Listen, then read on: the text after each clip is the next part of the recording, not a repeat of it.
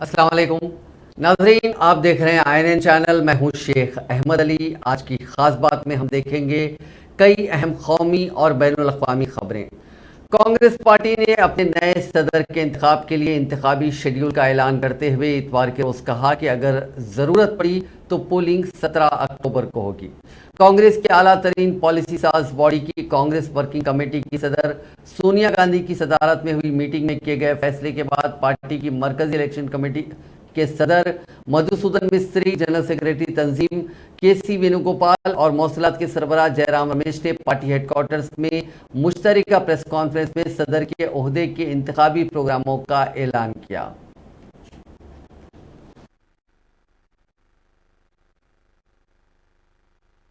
Schedule for election of Congress President. Date of notification Thursday 22nd September 2022.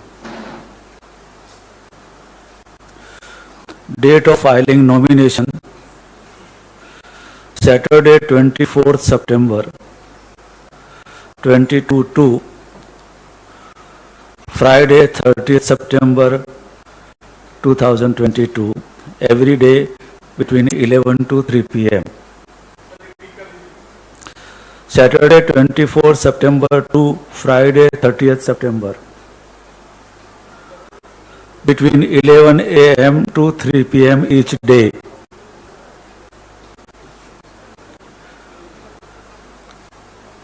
Last day of filing nomination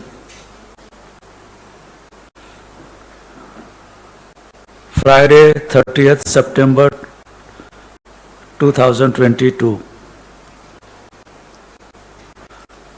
Scrutiny of nomination Saturday 1st October 2022.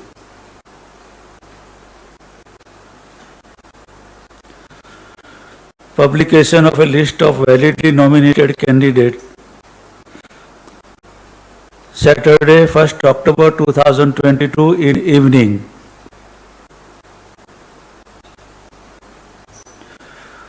Last day of withdrawal of candidate Saturday 8th October 2022 up to 3 p.m. Publication of final list of contesting candidates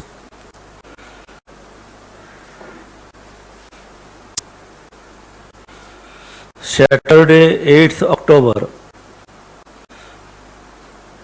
5 p.m. Election campaign Saturday 8th October 2022 to Sunday 16th October 2020. President election will be going to held on 17th October. As per our procedure, CP election will be held in the state headquarters.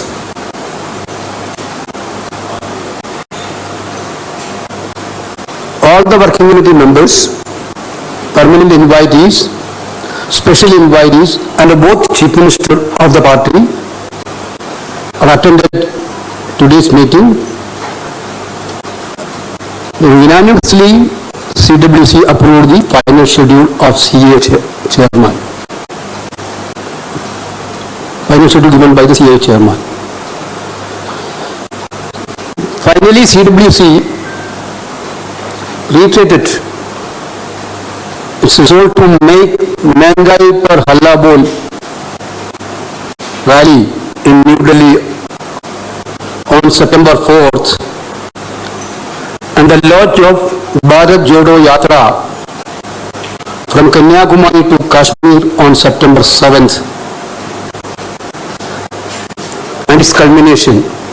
Thereafter, a resounding success.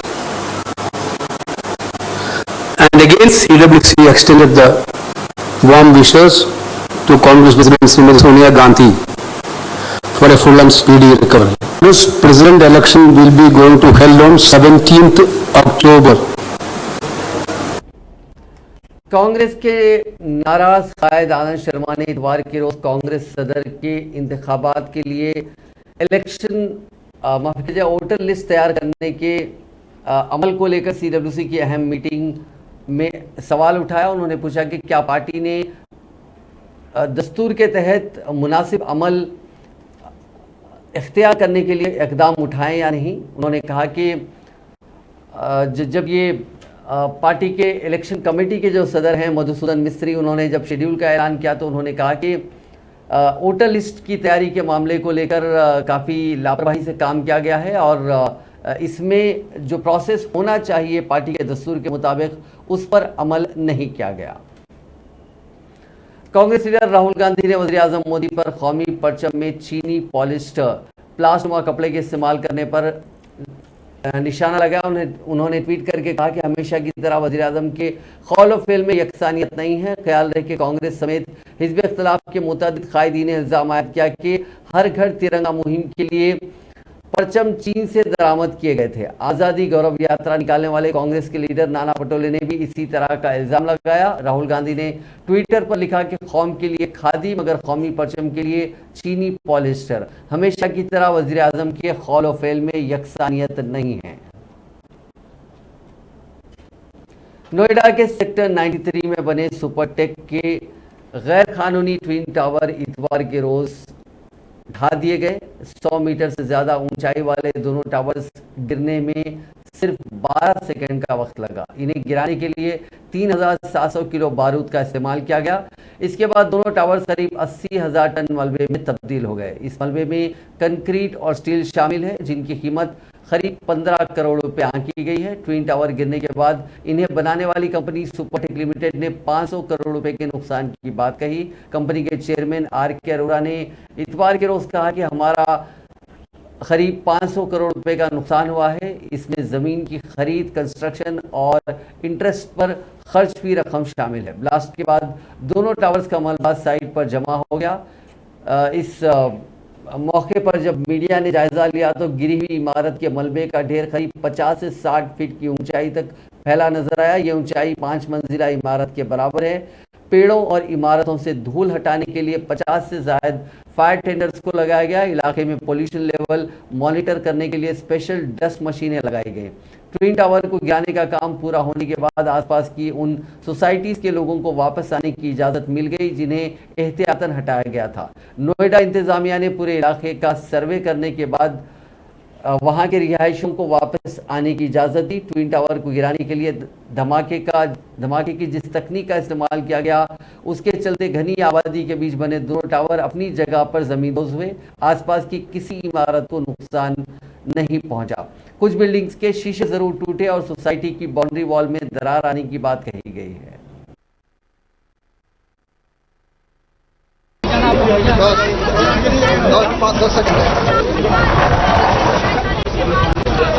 Hindustan समय की पाबंदी नहीं है।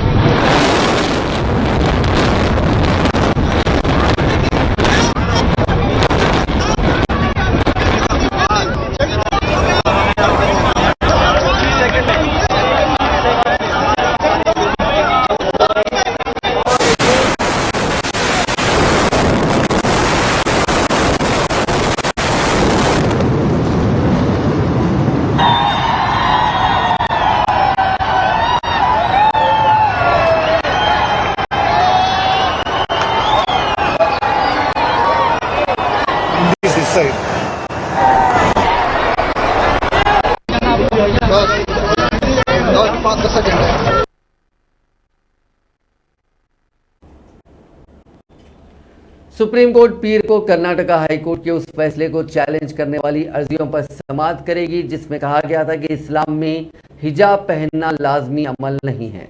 Justice Hemant Gupta और सुधांशु धोलिया की bench तालीमी इदारों में हिजाब पहनने पर पाबंदी को बरकरार रखने वाले कर्नाटका हाईकोर्ट के हुक्म के खिलाफ दरखास्तों पर कल समाअत करेगी। अर्जी गुजारों ने कर्नाटका हाईकोर्ट के हुक्म को मंसूख करने और तालीमी इदारों में हिजाब पहनने की इजाजत देने का मुतालबा किया। कर्नाटका हाईकोर्ट ने 15 मार्च को मुस्लिम तालिबात के एक ग्रुप की तरफ से हिजाब पहनकर दाखिले से इनकार करने पर प्री यूनिवर्सिटी सरकारी कॉलेज के खिलाफ पेश दरखास्तों को खारिज कर दिया था। चीफ जस्टिस ऋतुराज अवस्थी की सरबराही में जस्टिस कृष्णा दीक्षित और जस्टिस जेएम काजी की बेंच ने यह कहते हुए उन दरखास्तों को खारिज कर दिया था कि हिजाब पहनना इस्लाम के तहत लाजमी अमल नहीं है और ये आईन हिंद के आर्टिकल 25 के दायरे में नहीं आता। कर्नाटका हाईकोर्ट की बेंच ने यह भी कहा था कि स्कूल यूनिफॉर्म का तयन सिर्फ एक माकूल पाबंदी है जो आईनी तौर पर काबिल कबूल है और तुलबा इस पर एतराज़ नहीं कर सकते। बेंच ने इस बात पर भी जोर दिया है कि हुकूमत के पास इस तरह का नोटिफिकेशन जारी करने का इख्तियार है और हुकूमती नोटिफिकेशन के खिलाफ कोई केस नहीं बनता। कर्नाटक की दारुलहुकूमत बेंगलुरु में वाक़ई ईदगाह मैदान पर तनाज़ा लगातार जारी है। रियासती वक्फ बोर्ड ईदगाह मैदान में गणेश की मूर्तियों को नस्ब करने की इजाज़त देने के सिलसिले में सुप्रीम कोर्ट से रुजू कर सकता है, जिस पर कर्नाटका में बीजेपी हुकूमत ने कहा कि वो 30 अगस्त तक अदालत के फैसले का इंतजार करेगी। रियासती महसूलात के वजीर आर अशोक ने कहा कि 31 अगस्त से मुतनाज़ मकाम पर मजहबी और सकाफती प्रोग्रामों को महदूद मुद्दत के लिए इजाज़त देने के लिए जुमे को जारी हाई कोर्ट की हिदायत के मुताबिक हुकूमत ने 30 अगस्त तक इंतजार करने का फैसला किया। अशोक ने कहा कि रियासती हुकूमत ने सुप्रीम कोर्ट में कैवियट दाखिल किया क्योंकि वो जानती है कि कुछ लोग पीर को सुप्रीम कोर्ट से रुजू कर सकते हैं। ख्याल रहे कि इस साल गणेश चतुर्थी का त्यौहार 31 अगस्त को मनाया जाएगा। ये त्यौहार उमूमन 3 से 11 दिन तक जारी रहता है। अगस्त में ये दूसरा मौका है जब ईदगाह ग्राउंड पर तनाज़ा हो रहा है। कबल इस मकाम पर उस वक्त तनाज़ा हुआ जब दाएं बाजू की तंजीमों ने मैदान पर कौमी परचम लहराने का मुतालबा किया था। कर्नाटका के वक्फ बोर्ड का दावा है कि ये उसकी मिल्कियत है, जबकि दीगर का दावा है कि यह म्युनिसिपल कॉरपोरेशन या बीबीएमपी की मिल्कियत है। वज़ीर आज़म नरेंद्र मोदी का इतवार को गुजरात के भुज में रोड शो के दौरान सड़क के दोनों तरफ खड़े हजारों लोगों ने पुरजोश इस्तकबाल किया और कौम परस्ती के नारे लगाए। पीएम मोदी ने आइंदा गुजरात इंतखाबात से कबल पीर को भुज में इंतखाबी मुहिम चलाई। वज़ीर आज़म के दफ्तर से जारी वीडियो में ख़वातीन, बच्चों और नौजवानों समेत लोगों की एक बड़ी भीड़ को पीएम मोदी की एक झलक देखने के लिए देखा जा सकता है। इस दौरान आज़ादी के अमृत महोत्सव के मौके पर मोदी की हर घर झंडे की कॉल का असर भी देखा गया। लोगों की बड़ी तादाद ने हाथों में तिरंगा लेकर मोदी का इस्तकबाल किया।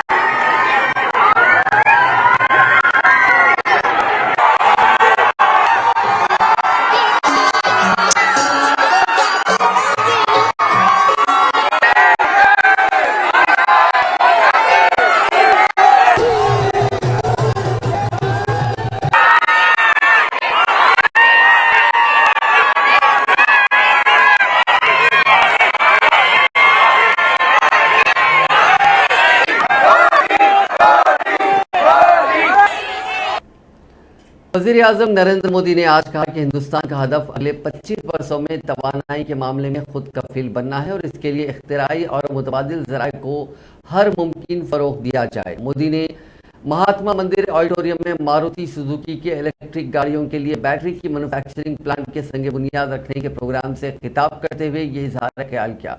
इस प्रोग्राम में गुजरात के गवर्नर आचार्य देवव्रत, वजीर आला भूपेंद्र पटेल, हरियाणा के वजीर आला मनोहर लाल खट्टर, हिंदुस्तान में जापान के सफीर सातोशी सुजुकी, जापानी कंपनी सुजुकी मोटर्स के हुक्काम मौजूद थे। तकरीब से खिताब करते हुए मोदी ने कहा कि सुजुकी का हिंदुस्तान और हिंदुस्तानी अवाम के साथ खानदानी रिश्ता अब 40 साल पुराना हो चुका है। आज एक तरफ गुजरात में बरखी गाड़ियों की बैटरियों की तैयारी के एक बहुत बड़े प्लांट का संग बुनियाद रखा जा रहा है और हरियाणा में एक नया कार मैन्युफैक्चरिंग प्लांट भी शुरू किया जा रहा है। पट्टिका का अनावरण करें।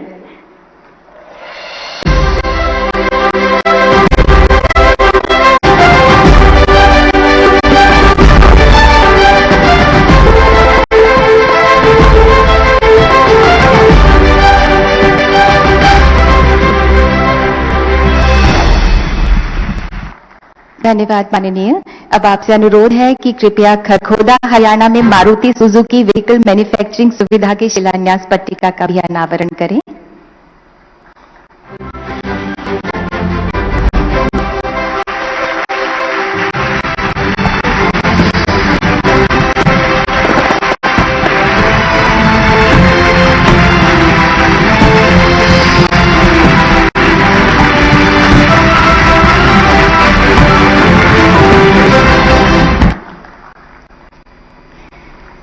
धन्यवाद माननीय प्रधानमंत्री जी। साथियों, मारुति सुजुकी सफलता भारत जापान की मजबूत पार्टनरशिप का भी प्रतीक है। बीते 8 वर्षों में तो हम दोनों देशों के बीच ये रिश्ते नई ऊंचाइयों तक गए।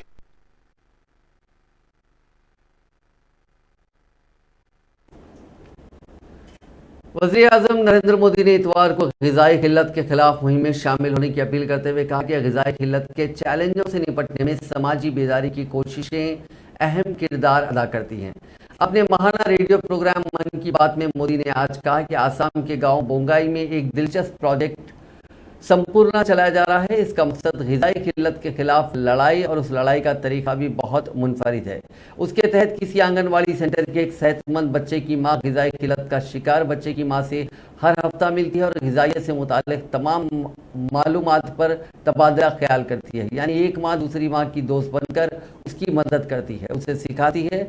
स्कीम की मदद से इस खित्ते में एक साल में 90% से ज़्यादा बच्चों से ग़िज़ाई किल्लत दूर हुई है।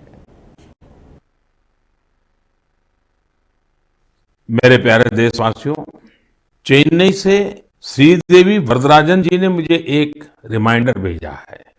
उन्होंने माय गॉव पर अपनी बात कुछ इस प्रकार से लिखी है। नए साल के आने में अब 5 महीने से भी कम समय बचा है और हम सब जानते हैं कि आने वाला नया साल इंटरनेशनल ईयर ऑफ मिलेट्स के तौर पर मनाया जाएगा। उन्होंने मुझे देश का एक मिलेट मैप भी भेजा है। साथ ही पूछा है कि क्या आप मन की बात में आने वाले एपिसोड में इस पर चर्चा कर सकते हैं। मुझे अपने देशवासियों में इस तरह के जज्बे को देखकर बहुत ही आनंद की अनुभूति होती है। आपको याद होगा कि यूनाइटेड नेशंस ने एक प्रस्ताव पारित कर वर्ष 2023 को इंटरनेशनल ईयर ऑफ मिलेट्स घोषित किया है। आपको ये जानकर भी बहुत खुशी होगी कि भारत के इस प्रस्ताव को 70 से ज्यादा देशों का समर्थन मिला था। आज दुनिया भर में इसी मोटे अनाज का, मिलेट्स का क्रेज बढ़ता जा रहा है।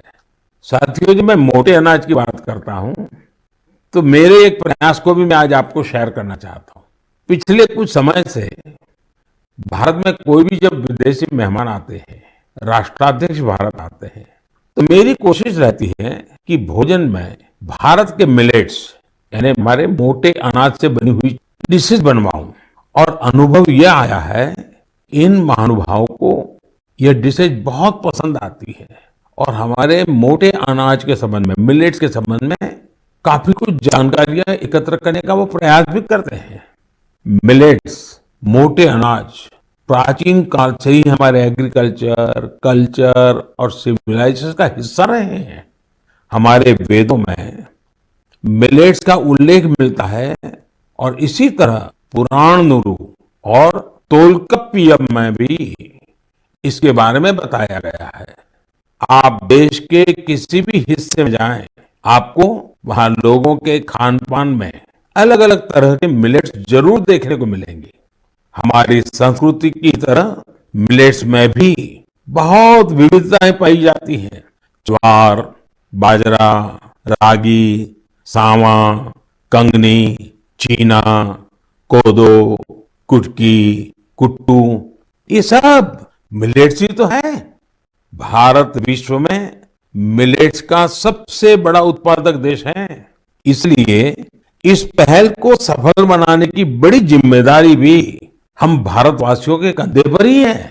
हम सबको मिलकर इसे जन आंदोलन बनाना है और देश के लोगों में मिलेट्स के प्रति। मेरे प्यारे देशवासियों, चेन्नई से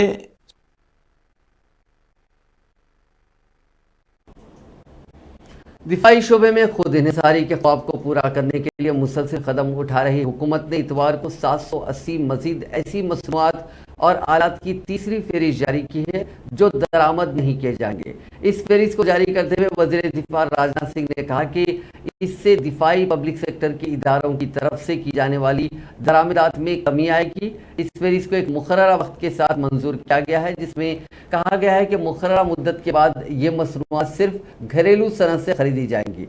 उसकी तफसीलात वजारत दिफा की मुतालिका वेबसाइट पर दी गई हैं। फहरिस्त में मज़कूरा मुकर्ररा मुद्दत के बाद ही उन्हें हिंदुस्तानी सनद से खरीदा जाएगा। वजारत दिफा से कबल भी ऐसी ही 2 फहरिस्तें जारी कर चुकी है, जिसमें 458 आलात को मुल्क में ही बनाने और तैयार करने की बात कही गई।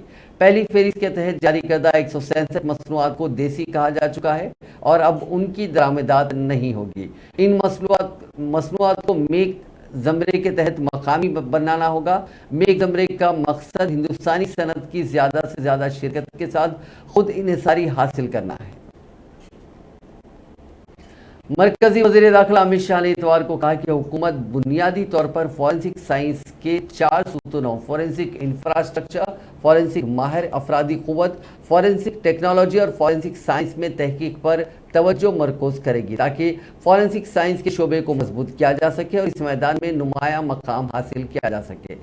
आज नेशनल फॉरेंसिक साइंस यूनिवर्सिटी के पहले कॉन्वोकेशन से खिताब करते हुए अमित शाह ने उसके कैंपस में मुख्तलिफ सहूलियात का भी इफ्तिताह किया। प्रोग्राम में 21 ममालिक के 91 गैर मुल्की तलबा समेत 1132 तलबा को डिग्रियां दी गई।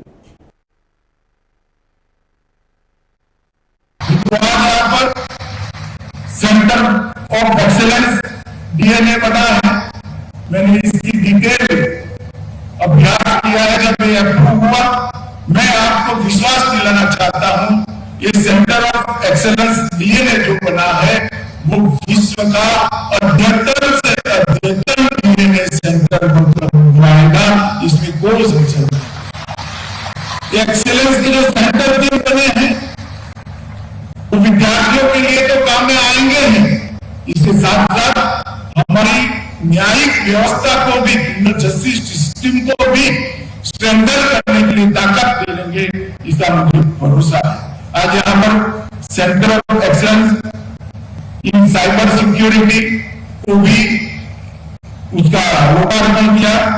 Centre of excellence in investigative and forensic psychology, ये बहुत महत्वपूर्ण आयाम है, इसका भी आज लोकार्पण हुआ। जब गुजरात फॉरेंसिक साइंस लैब थी, अभी फॉरेंसिक यूनिवर्सिटी नहीं बनी थी, तब भी गुजरात फॉरेंसिक साइंस लेबोरेटरी का साइकोलॉजी का जो आयाम था वो पूरे देश के अंदर अपना लोहा बनाने में प्रसिद्ध रहा है। और आज इस सेंटर ऑफ एक्सीलेंस यहाँ पर शुरू हो रहा है। मुझे विश्वास है कि इससे हमारे क्रिमिनल जस्टिस सिस्टम को बहुत बड़ा फायदा मिलने वाला है। ये तीनों सेंटर अध्ययन, अध्यापन, ट्रेनिंग और कंसल्टेंसी के साथ साथ रिसर्च एंड डेवलपमेंट के अनुसंधान के भी बड़े सेंटर बनने वाले हैं। मित्रों, मैं बहुत स्पष्ट देख रहा हूं मैंने नेशनल फॉरेंसिक साइंस यूनिवर्सिटी को उसके जन्म से लिखा। फॉरेंसिक साइंस की लेबोरेटरी से लेकर नेशनल फॉरेंसिक साइंस यूनिवर्सिटी की जो यात्रा है, ईश्वर की कृपा से मैं कंटिन्यूअसली इसके साथ जुड़ा और जिस प्रकार से इसकी यात्रा तेज गति के साथ हुई है, मैं आपको विश्वास दिलाता हूं मित्रों, अनुसंधान के क्षेत्र में आप जो नई शुरुआत करने जा रहे हैं रिसर्च एंड डेवलपमेंट की फील्ड के अंदर, ये तीनों सेक्टर के माध्यम से अनुसंधान के क्षेत्र में भारत फॉरेंसिक साइंस के क्षेत्र में अनुसंधान में दुनिया का हब बनेगा, इसका मुझे पूरा विश्वास है और इस दिशा में हम दुनिया में सबसे आगे। बीजेपी लीडर और टिकटॉक स्टार सोनाली फोगाट के कत्ल के मामले में गोवा पुलिस ने 5वें मुलजिम को गिरफ्तार कर लिया है। गोवा पुलिस ने मुलजिम रमा मांडरेकर को गिरफ्तार किया। मांडरेकर पर इल्जाम है कि उसने मंशियात फरोश प्रसाद गावनकर तक मंशियात पहुंचाई थी, जिसके बाद गावनकर ने सुधीर सांगवान को मंशियात फरोख्त की थी। गोवा पुलिस ने इस मामले में ताहाल 5 मुलजिमीन को गिरफ्तार किया, जिनमें कलीदी मुलजिमान सुधीर सांगवान और सुखविंदर सिंह के अलावा गोवा के कुर्लेस रेस्टोरेंट का मालिक एडविन निविंस, ड्रग पेडलर प्रसाद गावनकर और रमा मांडरेकर शामिल है। पुलिस ने हफ्ते के रोज कुर्लेस के रेस्टोरेंट के वॉशरूम से सिंथेटिक ड्रग बरामद की थी, जिसके बाद रेस्टोरेंट के मालिक को गिरफ्तार किया गया था। बिहार में महागठबंधन हुकूमत के क़याम के बाद से इल्जामात और जवाबी इल्जामात का सिलसिला जारी है। उन सबके दरमियान बिहार के वज़ीर आला नीतीश कुमार ने बीजेपी लीडर सुशील मोदी के उस दावे का मजाक उड़ाया कि नई बनने वाली महागठबंधन हुकूमत जल्द गिर जाएगी। साबिक नायब वज़ीर आला सुशील मोदी कहते रहे हैं कि नया इत्तेहाद अंदरूनी तजादात की वजह से टूट जाएगा। गोपालगंज में जब नीतीश कुमार से इस सिलसिले में सवाल पूछा गया तो उन्होंने हंसते हुए कहा कि बराह करम सुशील जी से कहें कि वो अपनी ख्वाहिश को जल्द पूरा करने की कोशिश करें।